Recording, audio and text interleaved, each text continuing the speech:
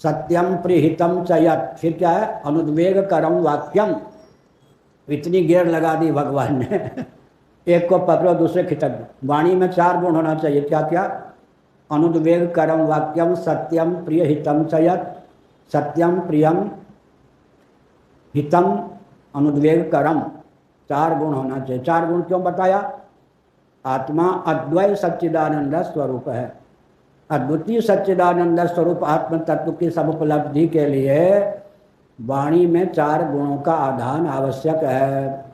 सत्यम, परमात्मा सत्य स्वरूप है, उसके अधिगम के लिए वाणी में सत्य चाहिए या नहीं? झूठ बोलने वाले को कभी भगवान मिल सकते हैं? 1 घंटा रोज लगभग मेरा प्रवचन सुनते हैं या आध घंटा। पुलिस इंस्पेक्टर या क्या है दिल्ली में, कोई सज्जन बहुत अच्छे हैं। एक बार उन्होंने पूछ दिया, आज जो मैंने पाठ में कहा था, क्या कहा था, उत्तर रामचरित का वचन, ऋषिणाम पुनराद्यानाम वाचमर्थो विधावती। ऋषियों की वाणी विषय का अनुगमन नहीं करती, उनकी वाणी का अनुगमन विषय करते हैं। ये सुन लिया होगा यूट्यूब पर। कहा महाराज वाणी सिद्ध हो जाए, तो हमने कहा बताओ, पुलिस में हो, अच्छे हो, साधक हो, एक दिन में कितना झूठ? अरे महाराज वहाँ तो झूठ का ही ज़्यादा काम है। हमने कहा कम से कम 50 वर्षों से जो झूठ ना बोला हो उसकी वाणी सिद्ध होगी। 15 जन्मों से झूठ ना बोला हो तो चौंक गया। हमने कहा कम से कम 15 वर्षों से झूठ ना बोला हो, चौंक गया। रोजा ही 10-20 झूठ के बिना काम नहीं चलता जहाँ पर, ऐसा नहीं। तो सत्स्वरूप परमात्मा में स्थिति तब होगी जब वाणी में सत्य की प्रतिष्ठा। वाणी में तो सब कुछ उतरने दीजिए ना, ये अवतार। सत्यम हितम, हितम माने हित क्या तत्व? चित्त धातु, चित्त तत्व का नाम हित है। विवेक युक्त होना चाहिए, सामने वाले के हित का अनुसंधान करके ध्यान रख के बोलिए। प्रियम, भगवान कौन है? आनंद स्वरूप, तो वाणी में आनंद का अवतरण होना चाहिए, प्रिय। अनुद्वेग करम वाक्यम, भगवान अद्वैत सच्चिदानंद स्वरूप हैं, तो वाणी में उद्वेग उत्पन्न करने वाली बात, क्षोभ उत्पन्न करने वाली बात ना हो, 4 योग्यता से संपन्न हो। अब अपवाद क्या है?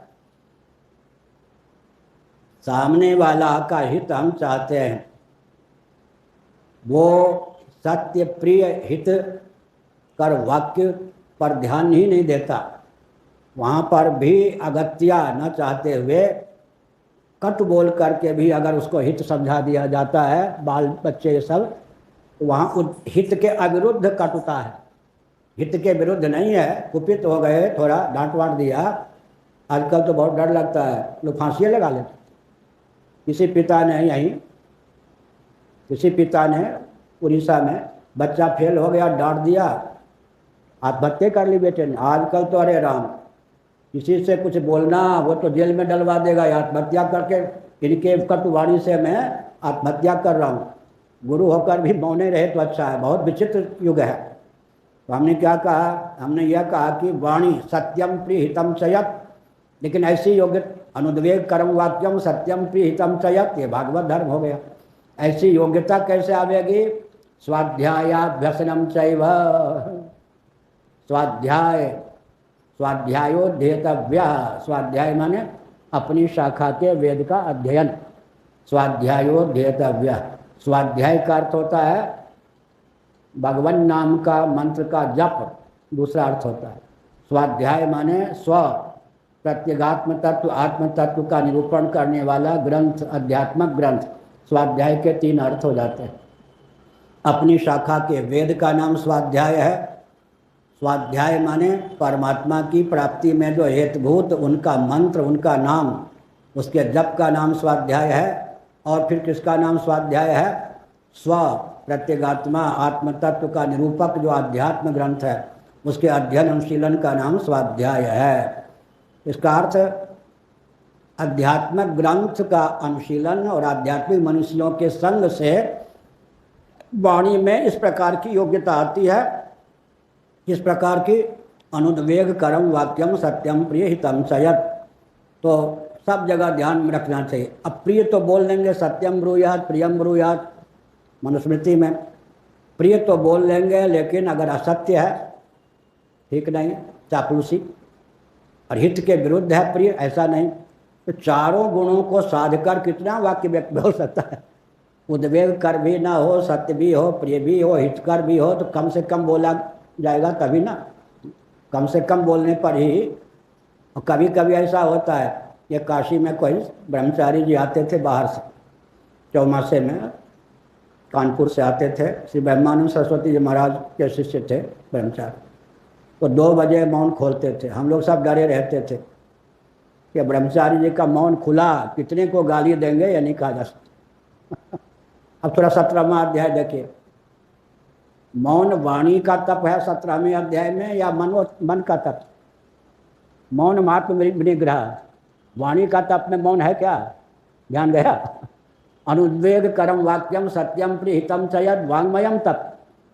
अब मानस तप क्या है? मौन महात्म विनिग्रह। मौन जो है बहुत विचित्र ही बात है, उल्टी सी वाणी लगती है। मौन को वांग्मय तप के अंतर्गत रखना चाहिए था ना। बोलने का प्रशिक्षण भगवान ने दिया, वो है तप वाणी का।